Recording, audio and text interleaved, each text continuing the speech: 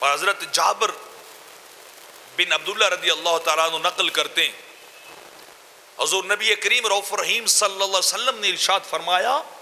کہ جس شخص نے اپنے باپ یا ماں یا ان دونوں میں سے کسی ایک کے لیے حج کیا، اللہ اس کی حج بھی قبول کرے گا اور حج کرنے والے کو 10 حجوں کا ثواب بھی عطا کر دے گا۔ 10 حجوں کا ثواب کسے ملے گا؟ جو باپ کی طرف سے حج کرتا ہے، جو ماں کی طرف سے حج کرتا ہے، اور انہیں تو ایک ایک حج کا ثواب دیا جائے گا، بیٹے کو 10 حجوں کا ثواب ملے گا۔ یہ وہ خوش نصیب ہے جو مرنے کے بعد باپ کو نہیں بھولا، یہ وہ خوش نصیب ہے جو اپنی ماں کو نہیں بھولا، یہ وہ سعادت مند بیٹا ہے، یہ وہ سعادت مند اولاد ہے جو مرنے کے بعد اپنے والدین کو یاد رکھتا ہے، جو اپنے اولاد ہے یہ وہ جو اپنے والدین کے ساتھ اس نے سلوک کرنے والی ہے۔ اور میرے آقا علیہ الصلوۃ والسلام فرماتے ہیں، ابن عباس روایت کر رہے ہیں، مدینے کے تاجدار نے ارشاد فرمایا کہ جس شخص نے اپنے والدین کی طرف سے حج کی یا ان کے قرض کو ادا کیا، ان کی وفات کے بعد باسہ اللہ یوم القیامہ رب کائنات اس سے نیکوں کا درجہ عطا کرے گا، قیامت کے دن نیکوں میں اٹھایا جائے گا۔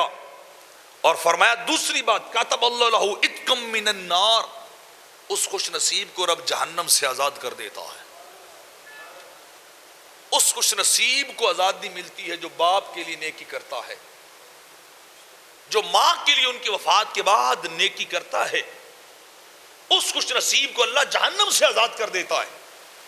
کہ یہ مرنے کے بعد بھی بھولنے والا نہیں ہے۔ خدا جانتا ہے جس کے والدین زندہ ہیں اللہ کی سب سے بڑی نعمت ہے، دونوں حیات ہیں یا ایک حیات ہے،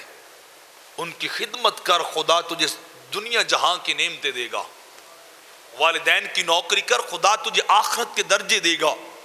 والدین کی اطاعت کر، خدا جنتوں کے دروازے کھول دے گا۔ ماں باپ کے ساتھ برائی کر، رب جہنم کے دروازے بند کر دے گا۔